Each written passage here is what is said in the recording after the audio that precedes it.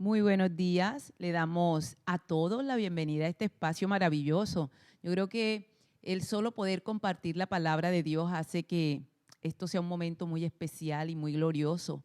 Tener en nuestras manos y a nuestro alcance la poderosa palabra de Dios. Y por eso es para nosotros de tanta bendición compartir con ustedes un mensaje de la palabra del Señor y hacerlo de manera disciplinada, continua, que ha sido de pronto esa invitación que siempre les hemos hecho. Ya hoy estamos culminando el libro de Mateo, ya estamos en el Nuevo Testamento. Y de pronto cuando nosotros iniciamos las lecturas allá en el libro de Génesis, bueno, pensar que eran 3 años, a veces decimos, uy, no, pero es mucho tiempo, pero cuando venimos a ver, ya el tiempo ha pasado. Por eso, una vez más, animarte a ese estudio completo de la Biblia, a ese estudio diario de la Biblia, ¿verdad? Que sea nuestro alimento espiritual a través del cual Dios nos enseña, nos ministra, nos limpia, nos habla. Yo creo que hay un anhelo en nuestro corazón, en el corazón del ser humano, y es que Dios nos hable. Y Dios nos habla de muchas maneras, y una a través de las cuales Él nos habla cada vez que nosotros lo anhelemos, va a ser a través de su palabra. Así que bueno, vamos a disponer en este día nuestro corazón, busca allí tu Biblia. Ya sabes, hoy vamos a compartir, ya estamos al final del Evangelio de Mateo. Como los 4 evangelios son sinópticos, vamos a ir ampliando los temas en la medida en que vayamos estudiando los demás evangelios. Así que te invito en esta mañana a buscar tu Biblia, a deleitarnos en esa palabra del Señor, que ella hoy sea una delicia para nosotros y que podamos hoy recibir toda la enseñanza que Dios quiere que recibamos en este día. Vamos a orar. Padre, gracias, mi Dios, te damos en esta hermosa mañana. Gracias por tu presencia en nuestras vidas, Señor. Gracias por habernos escogido, por habernos llamado, Señor, para que hoy hagamos parte de tu reino. Gracias por tu Hijo Jesucristo y por ese sacrificio de amor que hizo por nosotros, Señor. Gracias, oh Padre Celestial, por amarnos tanto, Señor, y entregar al que tú más amabas para el rescate nuestro, Señor. Gracias por tu Espíritu Santo, porque esa gran promesa que nos hizo Jesús, que no estaríamos solos, sino que el Espíritu Santo estaría con nosotros siempre. Gracias porque esa promesa hoy es una realidad para cada uno de nosotros y oramos en esta mañana conforme a tu promesa para que tu Santo Espíritu esté con nosotros y en nosotros y que sea tu Espíritu Santo guiándonos a través de esta preciosa enseñanza que vamos a compartir, Señor, y que nos des también esa sabiduría y ese entendimiento. Abre nuestros ojos espirituales, Señor, para que podamos ver, Señor, tu grandeza, tus maravillas y que seas tú iluminando nuestros ojos del entendimiento para comprender tus propósitos, tus planes eternos, tu soberanía y tu gran poder, mi Dios. Que seas tú hoy de manera personal con cada uno de nosotros, llenando nuestros corazones, Señor, nuestras vidas, nuestros hogares. Que tu presencia nos llene, nos ministre, Señor, con tu amor, con tu poder y con tu paz, Señor. Y que si hay algún enfermo, Señor, tú puedas sanarle en este día, en el nombre de Jesús.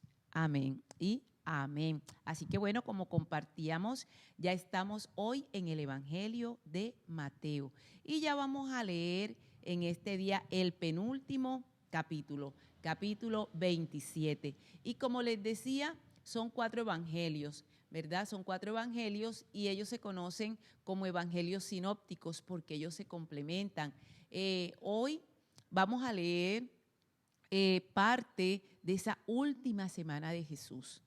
Y creo que algo que nosotros aprendemos al estudiar la Biblia es que aquellos temas a los que Dios les dedica más tiempo es porque para el Señor son más importantes que tú y yo los aprendamos. Y esta escena que vamos a leer en esta mañana corresponde a la última semana de nuestro Señor Jesucristo aquí en la tierra mientras estuvo en ese cuerpo de hombre. Así que esta última semana es una semana trascendental para la historia de la humanidad y está registrada en los 4 evangelios. Por eso les dije que vamos a ir ampliando, ¿verdad? Es tan importante esta última semana que cuando nosotros miramos toda la extensión que le dan los evangelios, podemos mirar cuán importante es para Dios. Y es que en esa semana se iba a llevar a cabo ese plan de salvación que Dios tenía preparado para nosotros aún desde antes de la fundación del mundo, como nos lo dice a través del libro de Apocalipsis,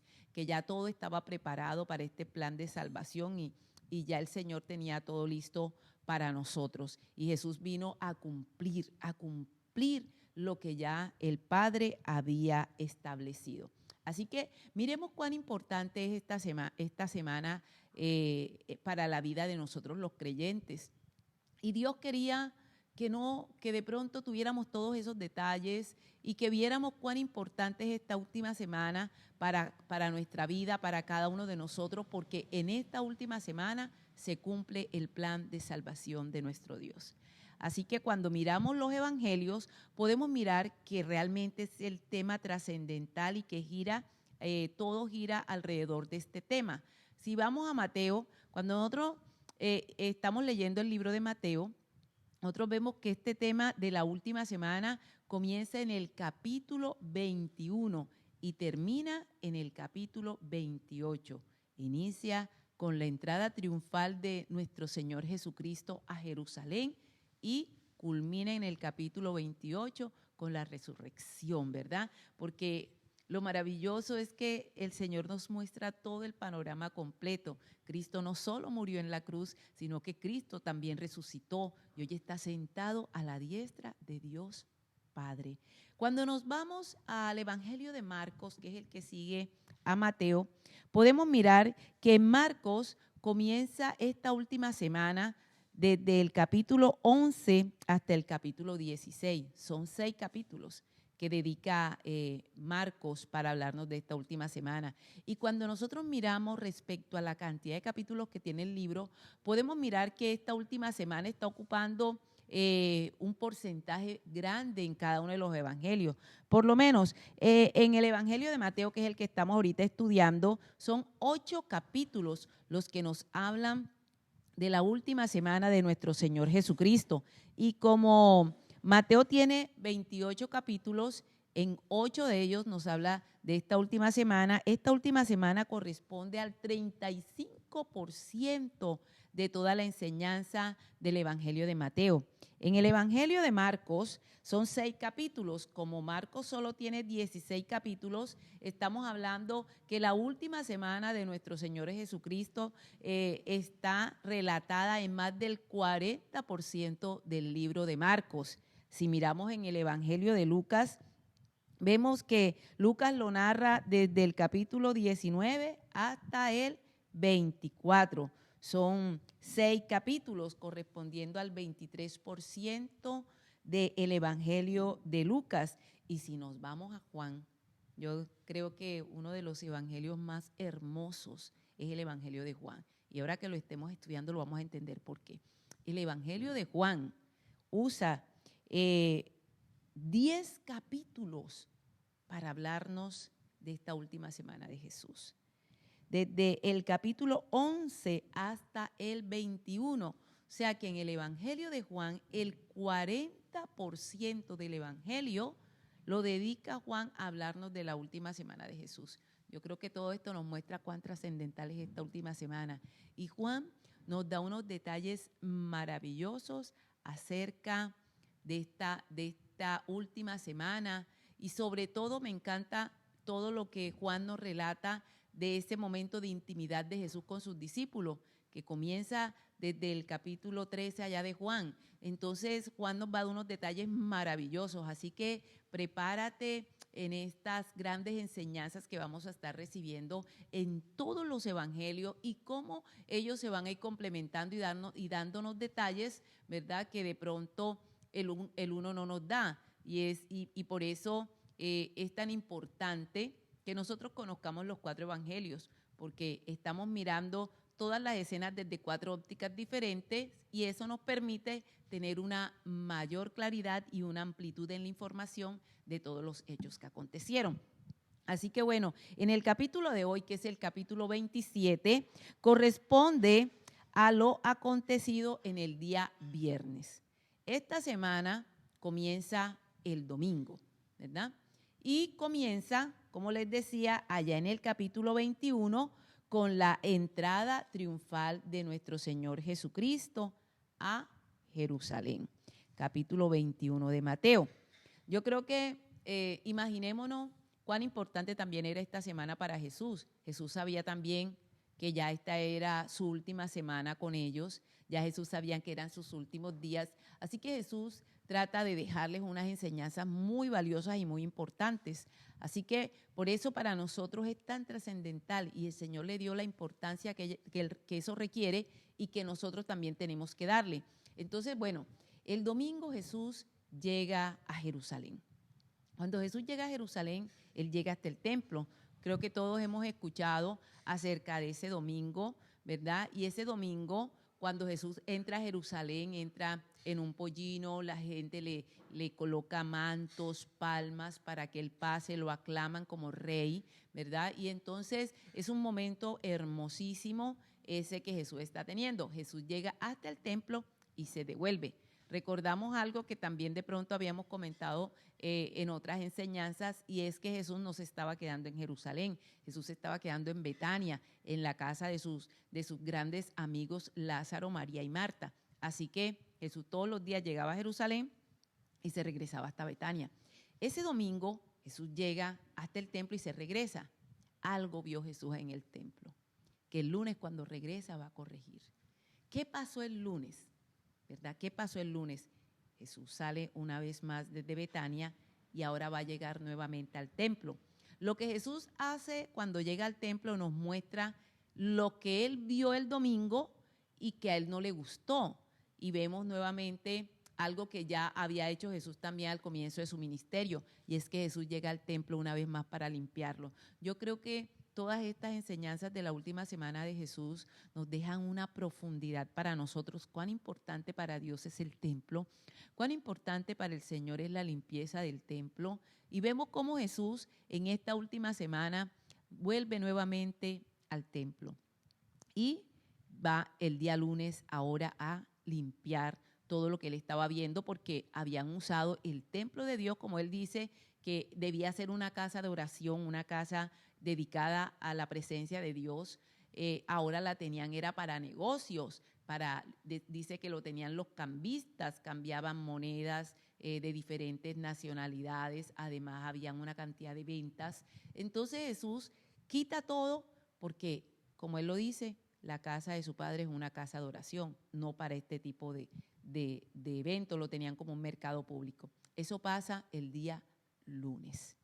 El día martes, Jesús nuevamente regresa al templo, pero como el negocio que estaba allí correspondía al sumo sacerdote, y ahí estaban los saduceos y los fariseos, cuando Jesús llega, encuentra armada toda una controversia donde ellos van a criticar a Jesús por lo que hizo y van a confrontarlo en ese momento, hablándole acerca de la autoridad que él tenía para hacer eso. Y bueno, tú y yo sabemos muy bien la autoridad que revista nuestro Señor Jesucristo. Hay unas enseñanzas maravillosas y poderosas que Jesús nos da en la medida en que ellos comienzan a hablarle a Jesús, ¿verdad? Eso sigue todavía en el capítulo 21, es uno de los momentos más extensos porque son muchas las enseñanzas que Jesús nos deja. Espero pues que te hayas deleitado en ellas. Igual ya tendremos la oportunidad en otro evangelio de entrar en ese detalle de todas esas enseñanzas, y estamos hablando que vamos hasta el día martes, lo que hizo Jesús el martes, ¿verdad? Concluye el día martes con esa escena en la que Jesús les habla a sus discípulos acerca de la señal de los tiempos y el fin del siglo. Algo poderoso que tú y yo tenemos que saber. La segunda venida de Jesucristo está marcada por unas señales que todos debemos conocer, y ahí están registradas en el capítulo 24 de Mateo. Así que bueno, seguimos en el día martes. Ahora la pregunta, ¿qué pasó el día miércoles? El día miércoles fue un día de descanso para nuestro Señor Jesucristo, pero había algo que estaba pasando, y era que Judas ese día es el día en que sale hasta donde están los fariseos y arman ese complot para la muerte de nuestro Señor Jesucristo. Eso pasó el día miércoles. Mientras Jesús descansaba, allá estaban, eso está en el capítulo 26, estaban el sumo sacerdote, y estaban los saduceos reunidos con Judas, es cuando le ofrecen el dinero para que él identificara a Jesús. Eso pasa el día miércoles. El día jueves también está relatado ahí en el capítulo 26, comienza ahí, y tiene que ver con ese tiempo especial en que Jesús comparte con sus discípulos la Pascua, la Cena del Señor, y queda instituida para nosotros también. Así que eso pasa el día jueves. Y como les decía, Juan nos da los detalles maravillosos de esa conversación íntima que Jesús tiene. Es una de las conversaciones más reveladoras, donde Jesús abre su corazón a sus discípulos y les habla acerca del Espíritu Santo y les habla muchas cosas maravillosas que Él quiere que ellos recuerden ahora que ya Él no esté. Eso lo vamos a estar compartiendo más adelante. Vamos en el día jueves. Ahora, bueno, ya hemos tenido todo el contexto para lo que pasó el día viernes. El día jueves, luego de que Jesús está en el aposento alto con sus discípulos y tienen todo ese tiempo conversando de grandes enseñanzas, Jesús sale, también una escena bastante conocida, y se va al huerto de Getsemaní. Recordemos, pues ya Jesús sabía que ya había llegado el momento, se va a orar, invita a sus discípulos, y como nosotros sabemos, bueno, ellos se quedaban dormidos, fueron 3 veces, todo eso está relatado, todos esos detalles están relatados. Eso pasa el día jueves. Estando Jesús en el huerto de Getsemaní, llega Judas y viene con los que van a arrestar a Jesús. Y bien sabemos, pues, la señal que Judas había dicho que era el que él besara, ese era el que ellos tenían que arrestar. Y así sucede. Así que Jesús culmina el día jueves arrestado y ahora viene el día viernes. El día viernes, en la mañana, Jesús es llevado ante el sumo sacerdote. Ya más adelante estaremos mirando que habían 2 sumos sacerdotes y estaremos entendiendo el por qué, si nomás tenía que haber uno. Entonces, más adelante vamos a estar tocando ese punto en la medida en que vayamos avanzando en este estudio de los evangelios. Y en este momento nos narra Mateo el momento en el que él llega ante el sumo sacerdote Caifás. Jesús va a tener 2 juicios, ¿verdad? Uno que va a ser religioso y uno que va a ser civil. El religioso es el que le van a hacer los saduceos y los fariseos, y el juicio civil es el que le va a hacer Poncio Pilato, es el que le hace Roma, ¿verdad? Él representando el imperio romano. Entonces son 2 juicios, y también eso tiene una razón de ser, ¿verdad? El por qué 2 juicios. Así que los primeros, porque son los que mandan a arrestar a Jesús, llevan a Jesús ante Caifás.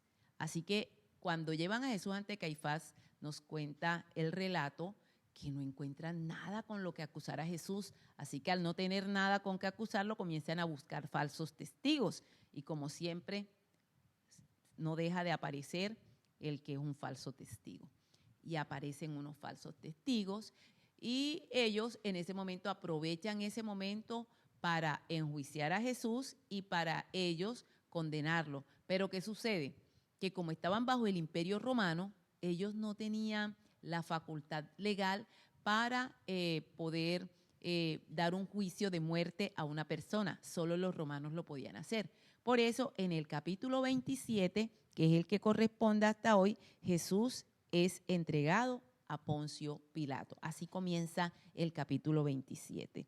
Dice, venida la mañana, recordemos que ya estamos en la mañana del día viernes, todos los principales sacerdotes y los ancianos del pueblo entraron en consejo contra Jesús para entregarle a muerte, y le llevaron atado y le entregaron a Poncio Pilato, el gobernador.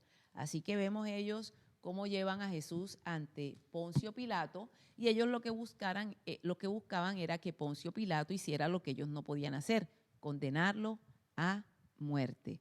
Ahora viene uno de esos relatos tristes y que nos muestran de pronto lo que son las consecuencias del pecado, ¿verdad? Y comienza en el versículo 3 y nos narra ese momento en que Judas se ahorca. Ese que era íntimo amigo de Jesús, ese que escuchó todas las enseñanzas de Jesús, ese que estaba entre los 12 discípulos, pero que también lo había traicionado. Ahora, ¿qué hace Judas al ver lo que le había hecho a Jesús? Es lo que nos narra el versículo 3 en adelante. Entonces Judas, el que le había entregado, viendo que era condenado, volvió arrepentido las 30 piezas de plata a los principales sacerdotes y a los ancianos. Dice entonces que Judas viene ahora nuevamente a los principales sacerdotes a devolverles las 30 monedas de plata que ellos le habían entregado para que vendiera a Jesús, para que lo traicionara. Ahora él viene y de pronto yo sé que hay muchas preguntas que uno se hace respecto a estas cosas, ¿verdad? ¿Por qué Judas, aunque se arrepiente, va y se ahorca? Y eso tiene mucho que ver con el verdadero arrepentimiento. Una cosa es que tú te sientas mal y culpable y otra cosa es que estés verdaderamente arrepentido. El verdadero arrepentimiento lleva a pedir perdón a Dios, ¿verdad? A veces hay personas que se pueden sentir mal por algo que hacen, pero realmente no le piden perdón a Dios, sino que se sienten mal solamente por eso. Ese es el caso de Judas. ¿Qué hubiera pasado? No sé si te has preguntado esto. ¿Qué hubiera pasado si Judas verdaderamente se arrepiente y le pide perdón a Dios? ¿Qué crees tú que hubiera pasado? ¿Verdad? Conociendo a nuestro Dios y conociendo lo que Él nos enseña. Así que Él llega a donde están aquellos a los que le habían pagado para que vendiera a Jesús. Y esta es la otra gran enseñanza que nos da esta escena. Y nos muestra de pronto la forma de actuar de Satanás. Así como convenció a Judas, así como digamos, usó a Judas para traicionar a Jesús, ahora que regresa Judas a donde están ellos, ¿qué les dice? Dice, diciendo, yo he pecado entregando sangre inocente. Mas ellos le dijeron, ¿qué nos importa a nosotros? Allá tú. Y esa es una de las cosas que nos muestra de pronto cómo actúa el enemigo, ¿verdad? Incita a la persona a pecar y luego lo que le dice, ese es tu problema, tú fuiste el que lo hiciste, y lo dejan solo. Y esa es la escena que está viviendo Judas ahora. Cuando él llega donde ellos le dice, ese es tu problema, tú fuiste el que lo vendiste, allá tú le dicen. Y yo creo que esto nos tiene que llevar a nosotros a entender de pronto lo que implica el pecado y lo que pasó con Judas. Qué tristeza de pronto mirar a alguien que tuvo la oportunidad de ser ese discípulo de Jesús, amigo de Jesús, en el que Jesús confiaba. ¿Cómo sabemos que Jesús confiaba en él? Judas era el que administraba el dinero. Pero el gran problema que Judas tenía, que también nos lo muestran muchos pasajes, tenía que ver con ese amor que él tenía hacia el dinero. Y vemos cómo ese amor al dinero fue más grande que el amor hacia Jesús, a tal punto que va y lo traiciona por dinero. Y yo creo que eso nos muestra que realmente nosotros no podemos amar más al dinero que a Dios. Nosotros no podemos amar nada más que a Dios. Dios tiene que ser quien más amemos. Si Judas hubiera amado a Jesús más que al dinero, jamás hubiera hecho algo así. Y entonces nos dice que ellos le dicen, allá tú. Y arrojando las piezas de plata en el templo, salió y fue y se ahorcó. Qué triste ver de pronto este final para Judas, ¿verdad? Él pudo de pronto haber hecho parte de aquellos que transformaron y que fueron instrumento en Dios para el inicio de la iglesia, aquellos que predicaron, aquellos que fueron instrumentos del Señor, pero aquí vemos a uno de sus discípulos, a ese que realmente no quiso arrepentirse, a ese que se dejó cegar por el amor al dinero, lo vemos ahora ahorcándose. Ahora, vemos que todo esto está pasando el día viernes. El día viernes pasan muchas cosas. Pero ¿qué pasa cuando llega Jesús ante Pilato? Ahora nos dice, versículo 11, Jesús pues estaba al pie delante del gobernador y éste le preguntó diciendo, ¿eres tú el rey de los judíos? Y Jesús le dijo, tú lo dices. Y siendo acusado por los principales sacerdotes y por los ancianos, nada respondió. Pilato entonces le dijo, ¿no oyes cuántas cosas testifican contra ti? Pero Jesús nos dice cuántas cosas testifican contra ti, pero Jesús no le respondió ni una palabra, de tal manera que el gobernador se maravillaba mucho. Aquí vamos a aprender algo con Pilato. Pilato sabía en su corazón que Jesús era inocente, ¿verdad? Era algo que él sabía. Es más, cuando vayamos a los otros evangelios vamos a ver que aún hasta la esposa tuvo un sueño y le dijo a Pilato que no se metiera con Jesús. Y Pilato sabía que Jesús era inocente. Aquí Pilato nos da otra gran lección y tiene que ver con eso que está en tu corazón, que tú sabes que la persona es inocente, pero tú quieres agradar a las demás personas, ¿verdad? Y eso es algo que vamos a aprender en esta escena. Pilato sabía que Jesús era inocente, pero él quería agradar al pueblo, él quería agradar a los demás, y algo que de pronto los discípulos más adelante van a vivir y nos enseñan con una gran frase. Ellos dicen que es mejor agradar a Dios que a los hombres, y yo creo que si Pilato hubiera entendido esto, tampoco crucifica a nuestro Señor Jesucristo, porque él sabía que él era inocente. Él no encontraba méritos para condenarlo a muerte. Así que bueno, acá ahora uso otra estrategia. Nosotros tenemos que cuidarnos de esto, porque muchas veces por querer agradar a los hombres vamos a desagradar a Dios. Y yo creo que nosotros tenemos que tener siempre presente que lo mejor y lo primero para nosotros tiene que ser agradar a Dios, que Dios nos ayudará con los hombres. Así que bueno, ahora nos dice que versículo 15, ahora bien, el día de la fiesta acostumbraba el gobernador a soltar al pueblo un preso, el que quisiera, y tenía entonces un preso famoso llamado Barrabás. Reunidos pues ellos, les dijo Pilato, ¿a quién queréis que os suelte? ¿A Barrabás o a Jesús llamado el Cristo? Porque sabía que por envidia le habían entregado.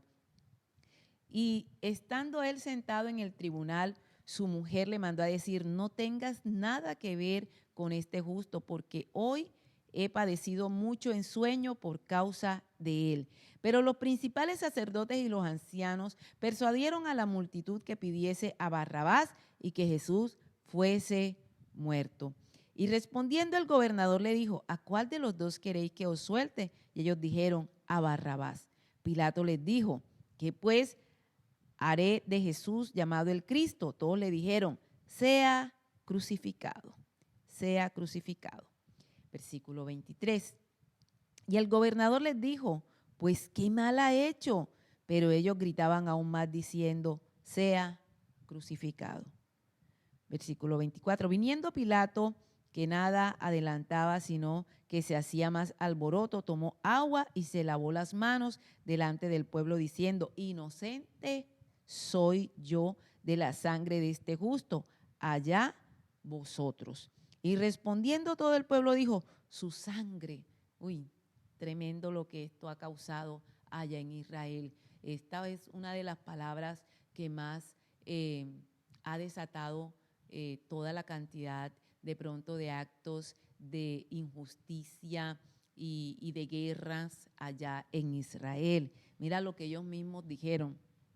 Su sangre sea sobre nosotros y sobre nuestros hijos. Imagínate, ellos tomaron esa decisión hace ya unos 2000 años y todavía vemos cuánto conflicto hay en esa zona por algo que ellos mismos profirieron contra ellos. Ellos mismos profirieron una maldición contra ellos. Entonces les soltó a Barrabás y habiendo azotado a Jesús, lo entregó para ser crucificado. Realmente este texto es un texto con tanta enseñanza. Ya vimos de pronto el hecho de lo que implica hacer lo correcto y cómo Poncio Pilato tuvo en sus manos hacer lo correcto y no lo hizo, porque prefirió agradar al pueblo y seguirse por el pueblo. Así que Pilato no hace lo correcto y profiere una frase que tú y yo también tenemos que tener presente. Dice que se lavó las manos. Y resulta que jamás nosotros nos podemos lavar las manos de nuestras decisiones. Pilato tenía en sus manos efectivamente el soltar a Jesús, porque simplemente si Pilato hubiera podido decir, no, él es inocente, no lo voy a condenar a muerte. Él tenía en sus manos el poder tomar esa decisión. Pero ¿qué pasó? Que él no quiso tomar ninguna decisión, sino que dejó que el pueblo pues decidiera. Y esas son las otras cosas que tú y yo tenemos que aprender. Por eso les digo, esto está lleno, lleno de tanta enseñanza para nosotros. ¿Quién era Barrabás? ¿Verdad? Los pone a escoger porque él buscando como no condenar a Jesús, pone, bueno, había una ley de que en ese momento ellos podían soltar a uno porque ya venía la Pascua. Y entonces le dice al pueblo que tome la decisión si sueltan a Barrabás o sueltan a Jesús. Y entonces el pueblo toma la decisión. Barrabás era un ladrón, Jesucristo no había hecho nada. Y el pueblo en mayoría grita, crucifíquenle, suelten a Barrabás.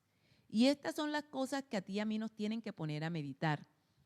Nunca, y sobre todo en las cosas de Dios, nos dice que esta mayoría no tuvo la razón. A veces nosotros hemos escuchado, bueno, sobre todo porque vivimos en democracias, que nos dice la mayoría tiene la razón. No, no siempre la mayoría tiene la razón.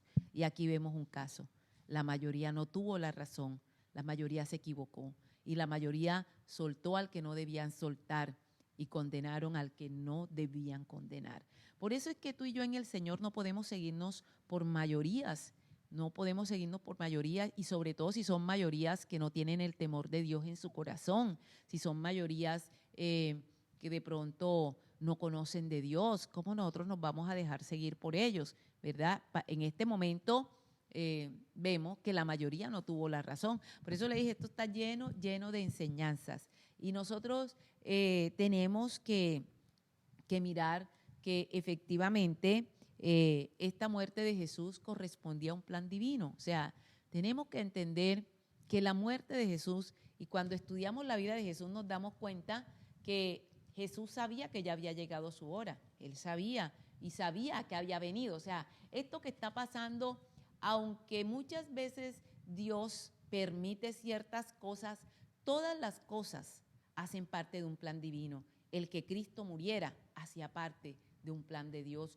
para la salvación de la humanidad. Y todas estas cosas, el Señor sabía cómo actúa el enemigo. Y hay una parábola en la que Jesús lo expresa de una manera tan clara. A veces nosotros tenemos que entender esa soberanía de Dios y que Dios está sobre todo y que los planes de Dios se van cumpliendo a lo largo de la historia. Así que nos encontramos con esta escena donde el pueblo ha tomado la peor decisión de sus vidas y le dijeron en ese momento que crucificaran a nuestro Señor Jesucristo, ¿verdad? Y como lo vamos a ver en otros evangelios, a un Pilato le dijo, tú tienes poder para hacer, le dijo Pilato a Jesús, yo tengo el poder para condenarte o no condenarte, y Jesús se lo dice, no, tú no tienes ningún poder si mi Padre no te lo da. Y esas son las cosas que nosotros tenemos que aprender, que Dios sigue en control, Él sigue siendo soberano, no hay nadie, ¿verdad? Es más, me encanta lo que dice Romanos en el capítulo 8, versículo 28, cuando dice que a los que aman a Dios todas las cosas le ayudan a bien. Y realmente dice uno, pero ¿cómo la muerte de Cristo puede ayudar para bien? Claro, le trajo la salvación a la humanidad. Cristo entregó su vida por ti y por mí. Cristo entregó su vida por la humanidad para que todos aquellos que crean en Él puedan ser salvos. Así que mira cómo aún algo tan terrible que está pasando aquí trajo tanta bendición a la humanidad. Y que todo esto nos muestra a nosotros el gran amor que el Señor tiene por nosotros. Realmente Jesús sabía lo que le iban a hacer. Es más, Él se lo había dicho ya a sus discípulos y se lo anunció en 3 ocasiones. Cuando llegue a Jerusalén, seré condenado, me latigarán, me humillarán, se burlarán. Y esa escena es la que viene ahora, luego de que ya Jesús es arrestado y Barrabás lo sueltan, es condenado a muerte. Y estando en el patio allá donde estaba Poncio Pilato, los soldados lo comienzan a latigar, a burlarse de él. Eso que Jesús había dicho ha pasado.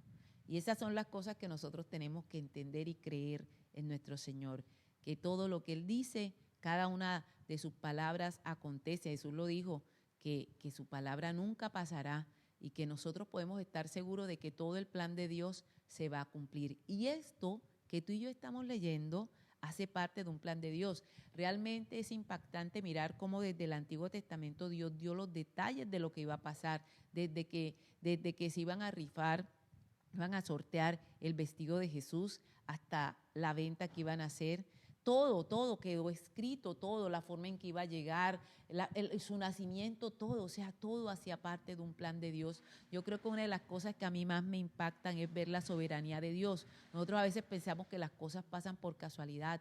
En el Señor nada pasa por casualidad, todo hace parte de un plan de Dios. Y qué maravilloso cómo Dios nos revela su plan a través de su palabra. Por eso la palabra de Dios es tan importante para nosotros. Y este capítulo 27, concluye con la muerte de Jesús en la cruz.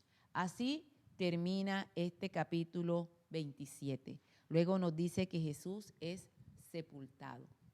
Y bueno, como les decía, ya iremos dando de pronto todos esos detalles en la medida que vamos a ir estudiando los demás evangelios, para no darlo solo en este, sino que vamos a ir ampliando las frases que Jesús dijo, qué significaban. Todas esas cosas las vamos a ir aprendiendo. Así que bueno, creo que por hoy hemos aprendido ya muchas cosas acerca de la importancia que Dios le dio a esta última semana de Jesucristo, y por eso nos las dejó relatada con tanto detalle.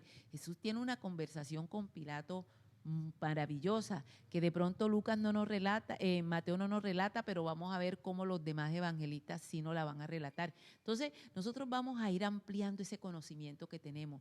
Realmente son muchas las enseñanzas que nosotros vamos a recibir en estos evangelios. Así que te invito a que no nos perdamos ni un solo capítulo, sino que podamos leerlos todos. Imagínate lo que tú y yo estamos aprendiendo a través de los evangelios, las enseñanzas del cielo, esas que Jesús nos vino a revelar, esas que Jesús nos vino a dar. Por eso te invito a que no te pierdas ni un solo capítulo. Y de pronto tú dices, pero bueno, ahora que leamos Mateo y vayamos a leer Lucas, vamos a nuevamente a repetir muchas cosas, sí, pero desde otros aspectos. Y todos estos aspectos amplían nuestro conocimiento de la obra de Cristo. Todos estos conocimientos amplían nuestro conocimiento de Cristo. Todo este conocimiento amplía nuestro conocimiento acerca de su obra de salvación. Así que bueno, que el Señor te regale un resto de día lleno de bendición, que nos sintamos, como siempre digo, bendecidos, amados, ¿verdad? Llegar a un momento como el de hoy que nos narra pues todo lo que Jesús le tocó pasar, cómo fue latigado, cómo le tocó cargar él mismo ese madero para llevarlo hasta el lugar donde lo iban a crucificar, cómo a pesar de que se cayó en varias ocasiones se volvió a levantar. Nos muestra ese amor de Dios y todo lo que Él está dispuesto a hacer por amor a nosotros. Así que hoy puedas sentirte amado, que hoy puedas sentirte lleno de esa presencia de Dios, que hoy puedas sentirte agradecido, que todo lo que estamos estudiando y todo lo que estamos leyendo nos lleva a vivir una vida agradecidos con Dios por todo lo que ya Él ha hecho por nosotros y por lo que va a hacer. Así que tomémonos un minuto antes de terminar para darle gracias a Dios por todo lo que Él ha hecho por nosotros. Padre, gracias. Gracias por amarnos tanto.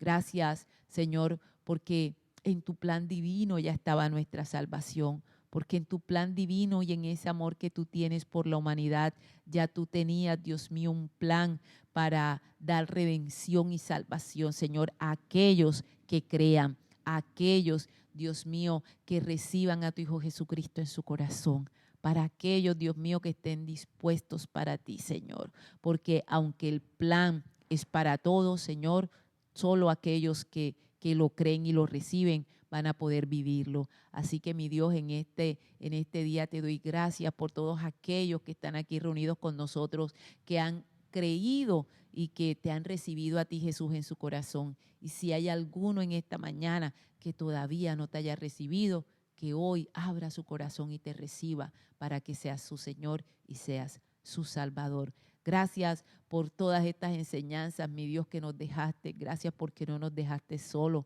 porque nos dejaste con tu Santo Espíritu, porque nos dejaste con tu palabra que nos enseña todas estas cosas maravillosas, Señor. Oro por todos aquellos que hoy están con nosotros en esta transmisión, para que tu bendición se derrame sobre sus vidas, Señor. Que sea tu presencia con ellos, ayudándoles y guiándoles en todo. Te lo rogamos, Padre, en el nombre de Jesús. Amén y amén. Que tengan un resto de día feliz, lleno de bendición y que puedas ver ese respaldo divino en todo lo que tengas que hacer. Un fuerte abrazo para todos. Bendiciones.